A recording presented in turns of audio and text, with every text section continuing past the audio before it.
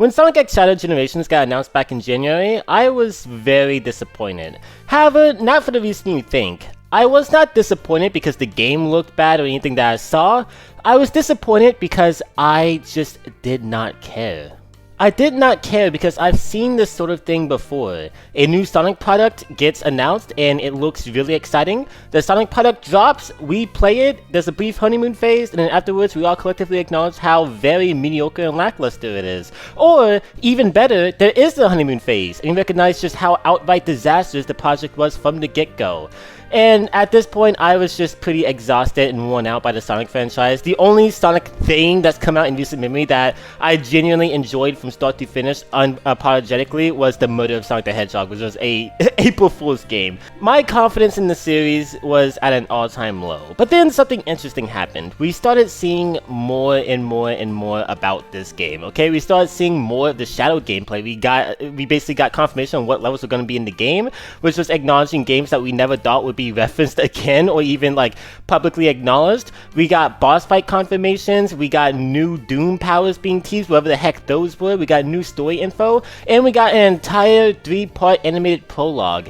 Everything centering around this remaster made it look like it was going to be something truly spectacular. At first, I was only excited about the prospect of this game because of the Generations remaster, because I think Generations is a wonderful game. Personally, it's in my top 3 Sonic games, the OG version, and I was excited at the idea that everyone, new fans and old fans, were going to be able to re-experience that gem. But now, something interesting was happening. Now, I wasn't just excited for Sonic Generations. In fact, Sonic Generations was starting to take kind of a backseat. Shadow Generations was the buzz. We were basically getting an entirely new game bundled with an old one, which honestly justified the $50 price tag and was really promising. And now the game is fully out, okay? Everyone's had a chance to play it, and people are loving it. People are proclaiming this as the best 3D Sonic game ever made. People are already putting this in their top 3s, and everyone's loving Shadow Generations. Everyone is celebrating this title.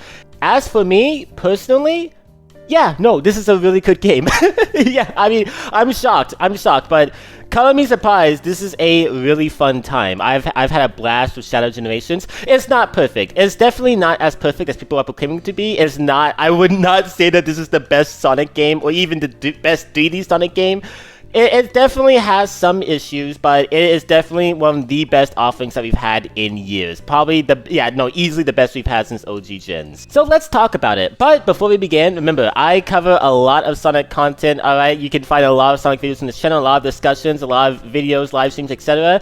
And it would mean a lot if you were to subscribe for more. And if you end up liking this discussion, please do leave a like. It takes one click, and guys, it helps out immensely. I'd really appreciate it. But without further ado, let's get into Sonic X Shadow Generations.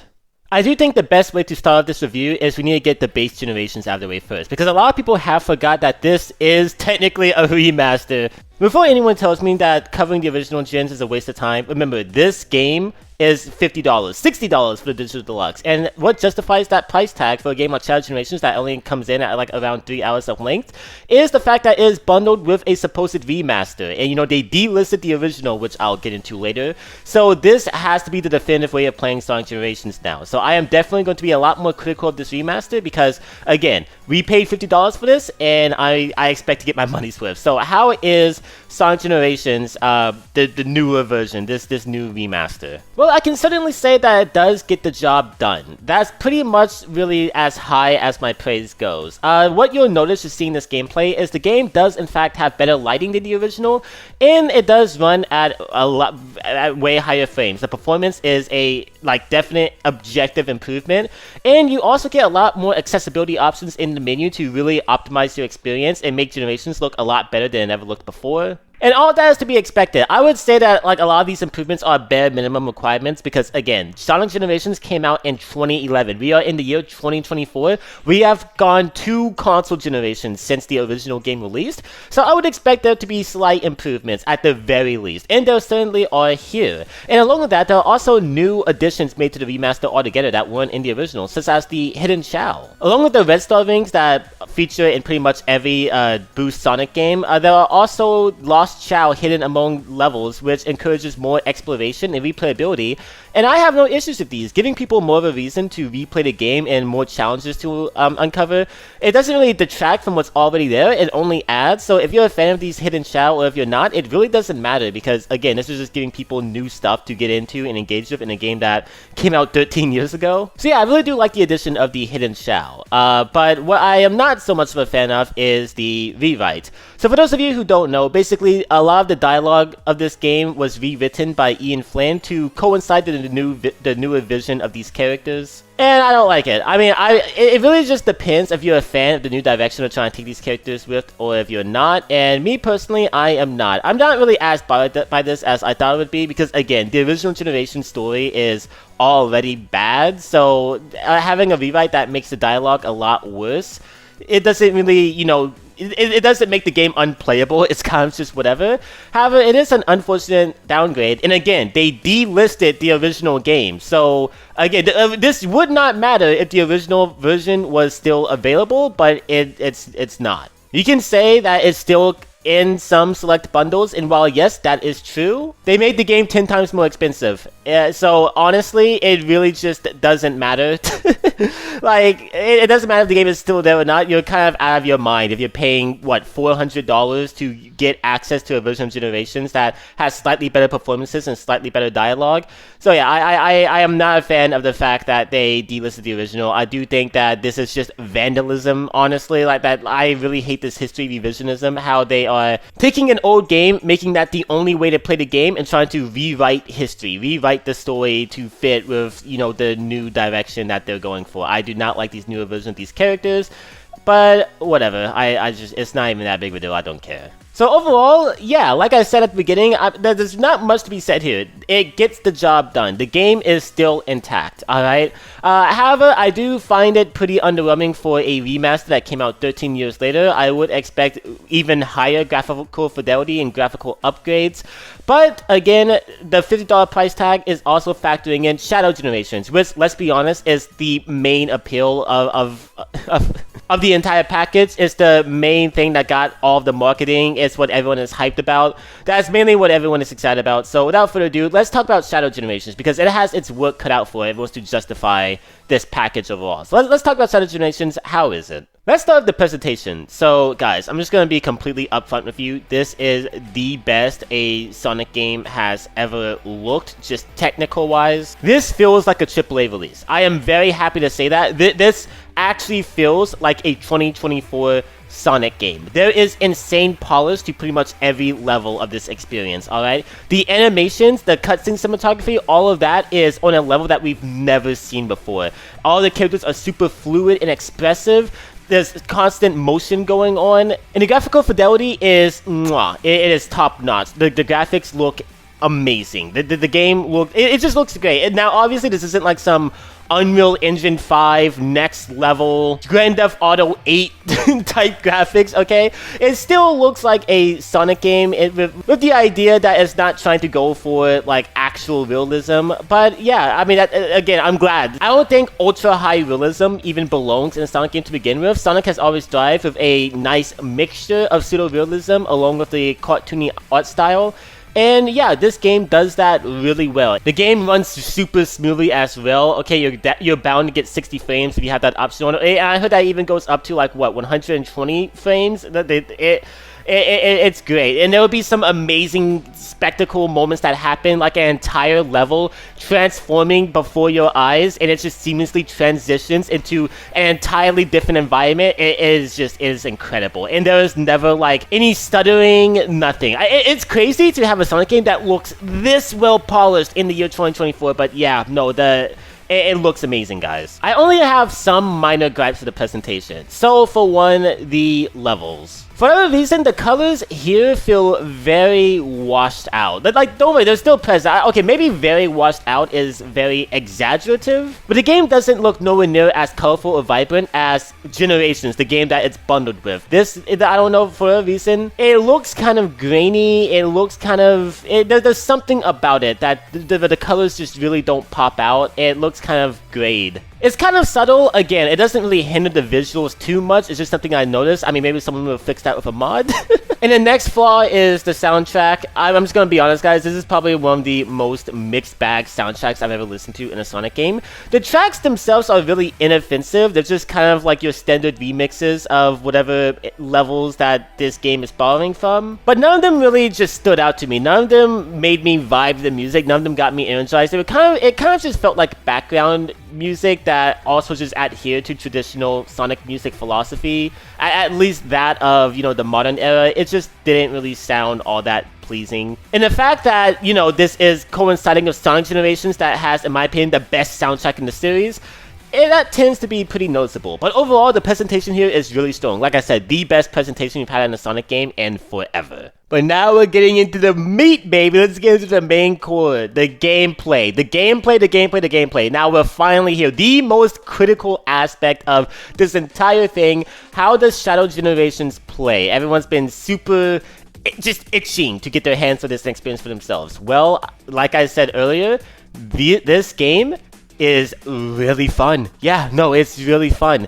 I think the biggest highlight here are the stages. The stages have this raw kinetic energy that just constantly keeps you on your toes. Never once does the platforming ever feel stale or super unengaging. No, the levels have this constant energy that's going. They're super fast paced, they are super fun, they require very attentive players to really master them and optimize their runs. The level design here is pretty good, but I do have to preface this with a but.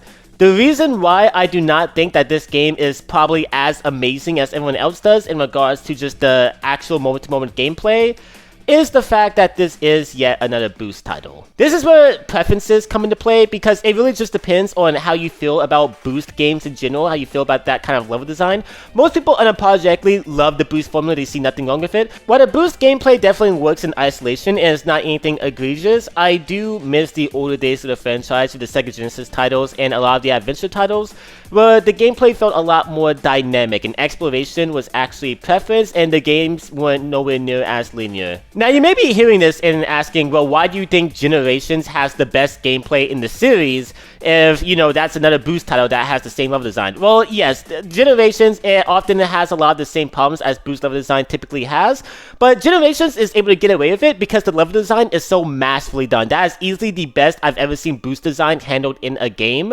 There is constant stuff popping out at you. You have to really be on your guard. There's a lot there for the player to master and sink their teeth into, and there is a skill gap between people who will just kind of let the stages play themselves and the people who will master levels and play them. Here in Shadow Generations, the level design is still fun and it definitely does feel like Sonic Generations, but I don't know, there's just something missing. The levels don't really allow for a lot of player experimentation like the older games did, and it also doesn't really have that same mastery and moment-to-moment obstacles that the original game had. Again, it's still a worthy effort. The game is still really fun, but I don't know. I wouldn't really say that this is the best level design in the series. I wouldn't say that this is one of the best in the series from a gameplay stance, and I would not, if someone asked me if I wanted this to be the template for every Sonic game to follow, I would outright say no. Now, is this going to be the template for all Sonic games to follow? Most likely. At least when it comes to traditional Sonic level design, the Boost formula has been here for years, and it's definitely here to stay. But I do dream of a day where we could kind of go back to return to form and actually play Sonic games that, you know, allowed for more experimentation, player expression, and exploration. Also, one interesting thing about these stages, so Act 1 would be a unapologetic 3D level, and Act 2 would be entirely 2D. And this was done to basically, to replicate the original Generations, where that had, you know, 2D levels and 3D levels, but my question is just why? like why? Why do we still need to be putting 2D levels in these modern 3D games? I'm sick of 2D in these games. Now, the 2D levels here were fun. Like, they weren't, like, egregious. I still had a blast with them. In fact, some of the Act 2 stages were better than the Act 1 stages even. Like, that's how good the level design here is in places. But I would just rather have a continuous 3D game from start to finish. I don't know why we're still pushing for 2D. The original Generations did it because that was a celebration of everything the franchise was, so naturally you'd have 2D gameplay integrated into there for for, you know, all those Genesis diehards. But why is there 2D here? There just didn't need to be. But let's get into the Doom powers. Now, the Doom powers was probably the thing that I had the most anticipation for, because these could potentially transform the game and make it one of the most fun Sonic games ever, because of, like I said, I really do love Sonic games that prioritize player experimentation and expression, and if these Doom powers actually allowed for more replayability and allowed players to kind of break the level in their own ways and discover quicker shortcuts, then this would be amazing. And do they do that? Unfortunately, not really, but they're still really amazing additions to the game. For the uninitiated, Doom powers are abilities that Shadow will unlock as the game progresses, and he will be able to use them in moment-to-moment gameplay in certain stages. And there are a variety of them. There's Doom Surf that basically gives Shadow this Doom surfboard where he can basically maneuver through water. There's Doom Spears that are basically Chaos Spears, except Shadow can shoot multiple of them at once, which I'm pretty sure he could already do, but let's not think about it. There's Doom Blast that I really like in concept, where Shadow will use an enemy's body as a ragdoll to propel him to higher places. There's Doom Morph, which I really like. That basically turns Shadow into this squid-like thing that can climb up and down walls and use this weird little tentacle appendage to sling across sudden orbs. And there's Doom Wing, which gives Shadow this dark demonic glider that I really enjoy. And in the later levels where you're allowed to use it fully, it's awesome to really just like glide to the stage and to take these certain shortcuts.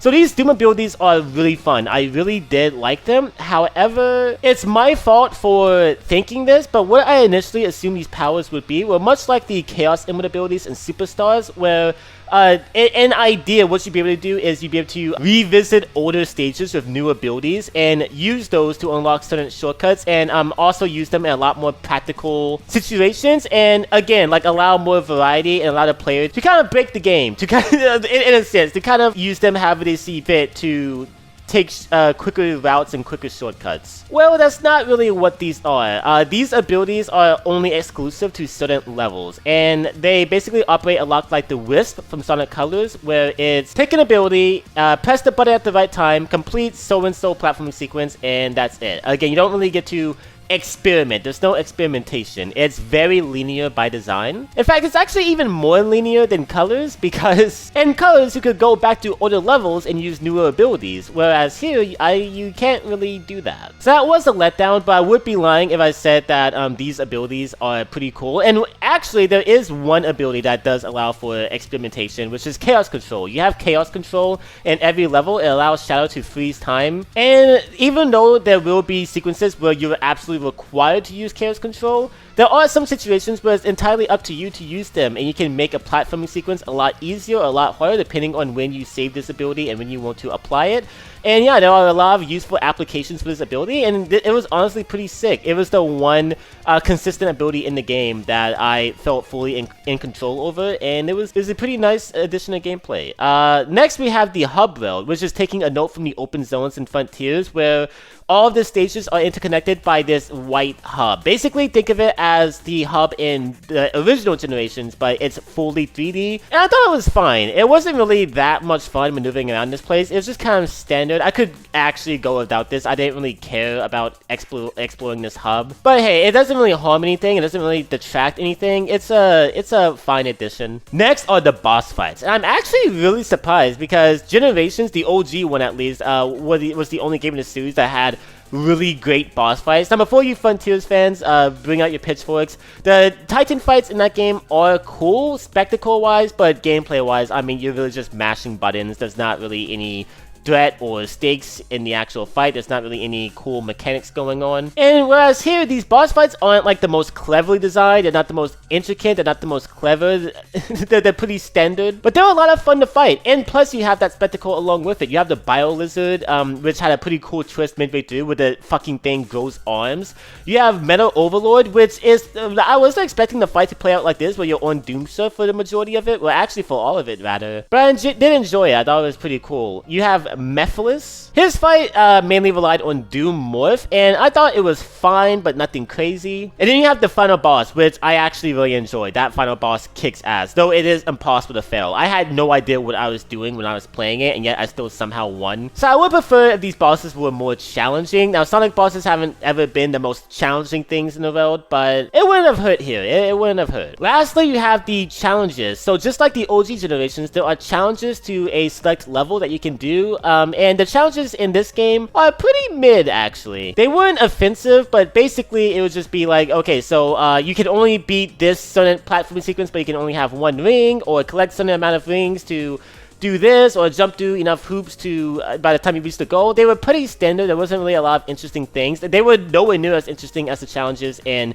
the OG generations that actually incorporated some of these side characters and, you know, gave you different gameplay stuff that was happening. What makes these challenges more egregious, though, is the fact that they're all required. You have to beat all of these challenges to unlock the boss gate keys to get to certain bosses.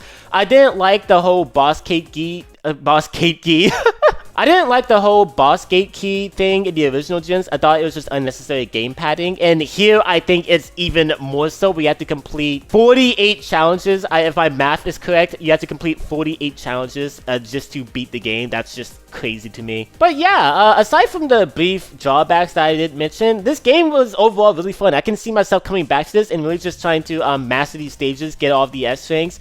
I'm really surprised just how well the level design is, how just cohesive a lot of the mechanics mesh together. This was easily like the most coherently fun, polished, and honestly ambitious games that we've had in a while. I really did enjoy this. Now we move on to the story, and this is where I do unfortunately have to get very negative because I did not enjoy the story to this game, which some of you probably expected. I've been very vocal about how a lot of the newer Sonic stories have just not meshed with me at all. There hasn't been a single Sonic story I think I've enjoyed since the Murder of Sonic the Hedgehog, actually. The Murder of Sonic the Hedgehog actually had, you know, accurate characterizations and a fun plot and a fun mystery. I really did enjoy that. That's it. That's as far as my enjoyment goes. I am not a fan of IDW. I'm not a fan of Prime, the movies or whatever. Frontiers just honestly had really bad storytelling. Superstar's story was even more incoherent. It's gotten to the point where I honestly do think the main canon, whatever there was at the point that Colors came out,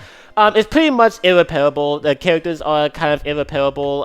In order to enjoy newer Sonic media and in order for this franchise to get back on track to how it was originally, you'd have to pretend a lot of these, you know, character developments and plot points never happened. So for the sake of my own mental, I kind of just, everything after Sonic and the Black Knight is just not canon to me. I've been very vocal about that. That's the last Sonic story that was actually true to what Sonic was. Everything after that is just not great. And unfortunately, this is no different. Before we even get into the main story, let's just start with Dark Beginnings, because Dark Beginnings was kind of like a prologue to this game's story. I'm not going to talk much about it because I already did make a Dark Beginnings video where I expressed my disappointment, and it was met with very interesting reception, okay? I see now that all of you are big fans of this newer writing and were big fans of Dark Beginnings, and that's cool. I'm glad that you all enjoyed that. But to me, Dark Beginnings felt like a very pointless reaffirmation of certain elements that actually didn't really have a lot going for it, aside from pretty accurate characterization and gorgeous animation. So Shadow starts having flashbacks and memories of, you know, his old life of like spending time with Maria, and he's questioning where these visions are coming from, and he thinks that it's originating from the Ark.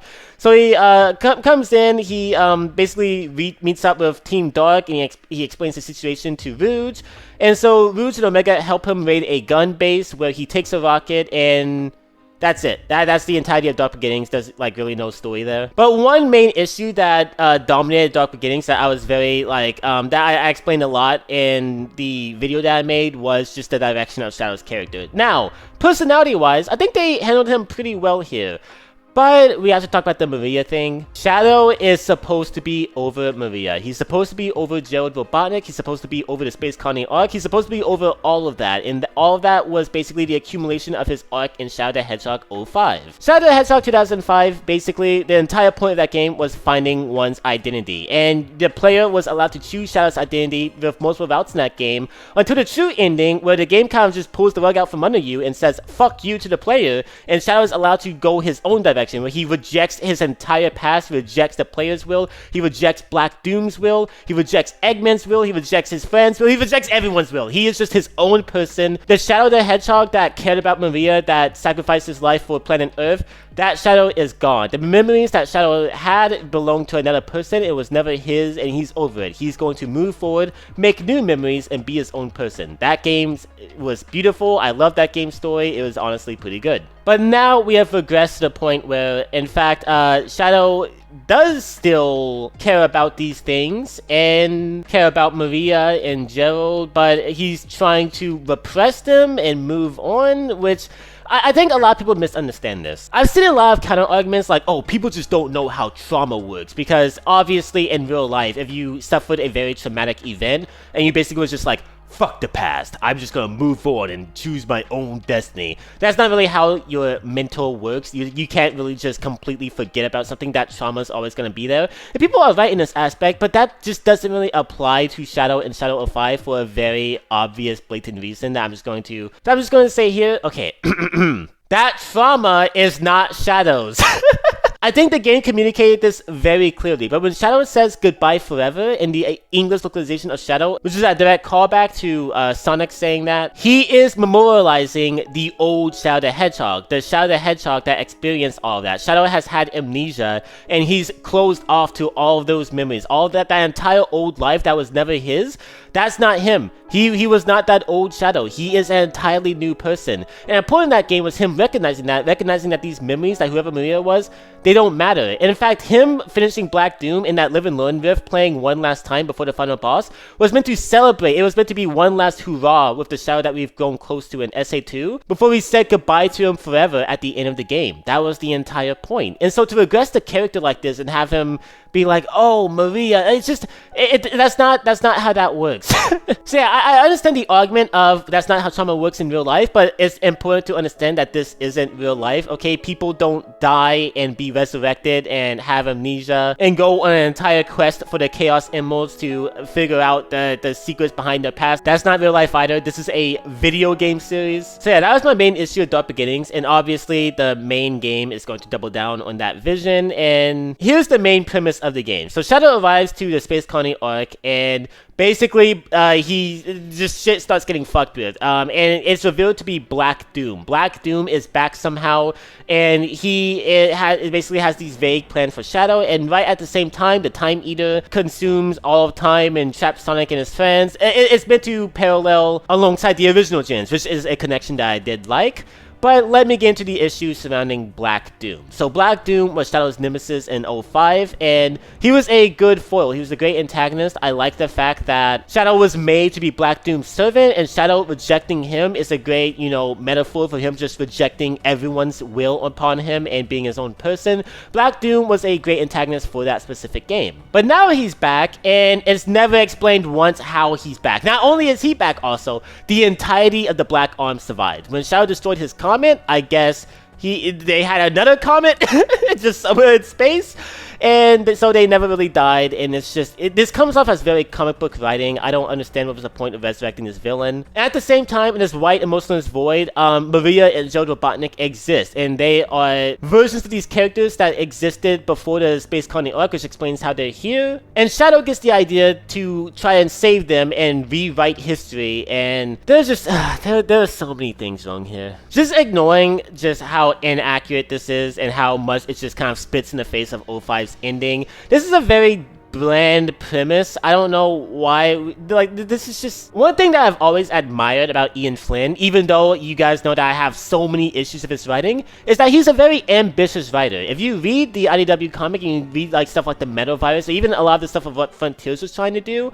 he really does try to evolve these characters and question lifelong philosophies. Now, I do think that he tries to question things about Sonic that doesn't really need to be questioned or deconstructed, that was just perfectly fine the way they are, and whenever he does try to deconstruct them or experiment, it often flies in the face of what the series was originally. But I've always admired his brazen ambition. Whereas here in Shadow Generations, this doesn't feel like a very ambitious story. This is a very safe plot, and it just feels very redundant, and it's kind of just a pointless reaffirmation of a lot of the elements from SA2 and 05. And some people say, well, this isn't Ian Flynn's story. Ian Flynn is in charge of writing the dialogue. He's not in charge of actually writing the story, which is something that I would agree with if he wasn't credited for literally writing and doing the dialogue of the story. I don't know how much creative freedom he had. I don't think none of us will, but it's safe to say he had a lot more creative freedom here than he did in previous installments, and you can kind of tell with how much of this it just does not work.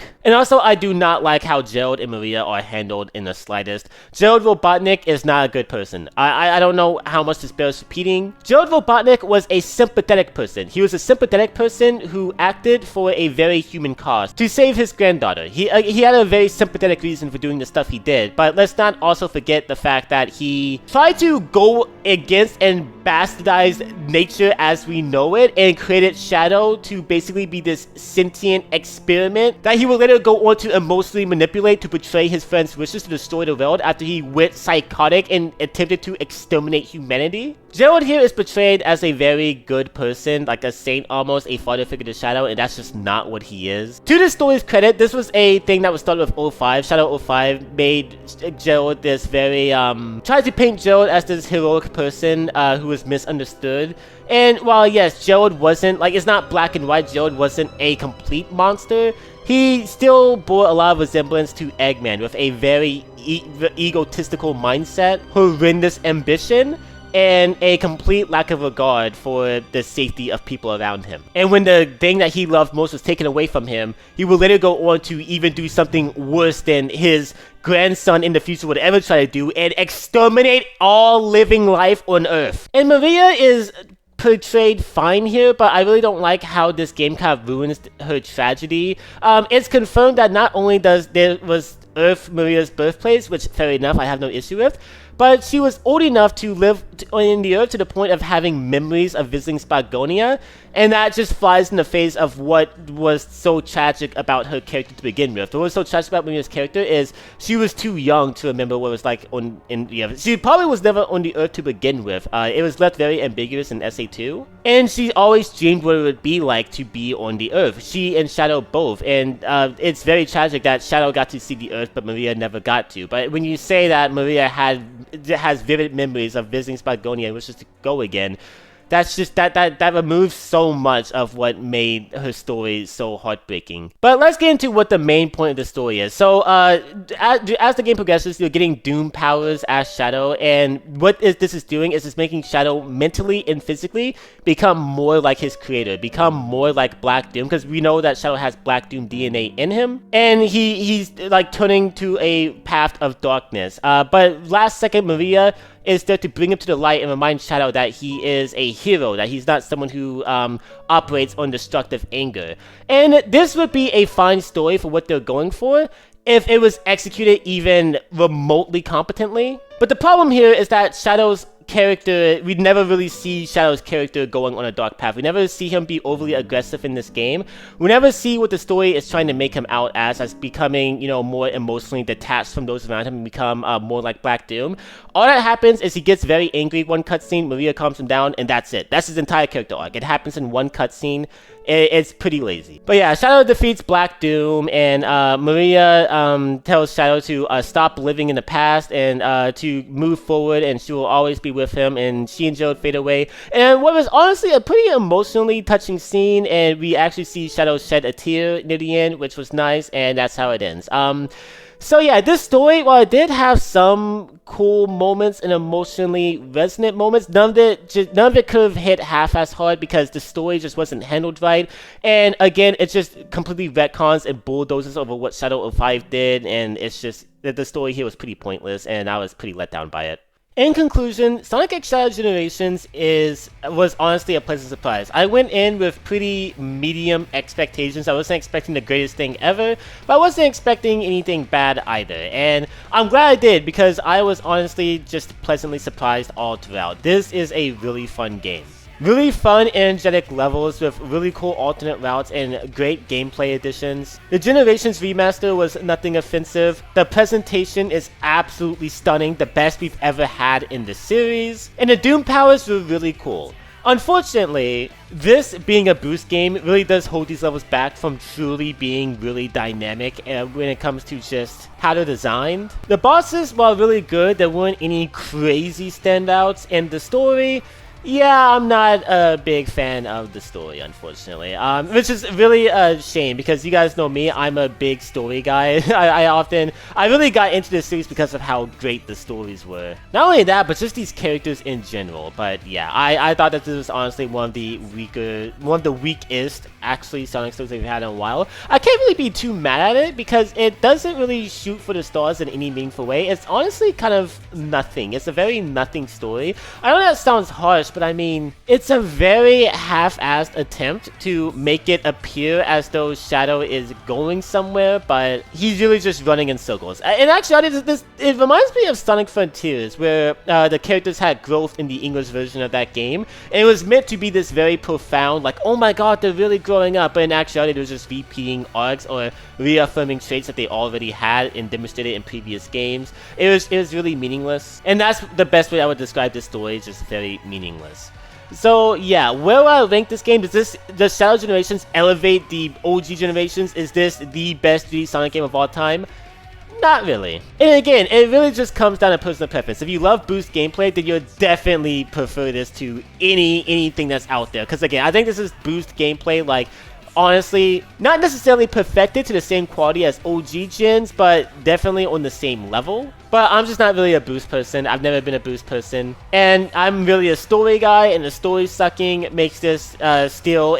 my spot for Generations has not gone up. It's still my... I would say Sonic X Shadow Generations as an overall package is still my third favorite Sonic game, right behind the two Adventure ones. I view Adventure 1 and Adventure 2 as two halves of a same package. Kind of like what Generations and Shadow Generations is. Whereas Adventure 1 has that dynamic, free-moving, experimental gameplay that I love to see in a Sonic game.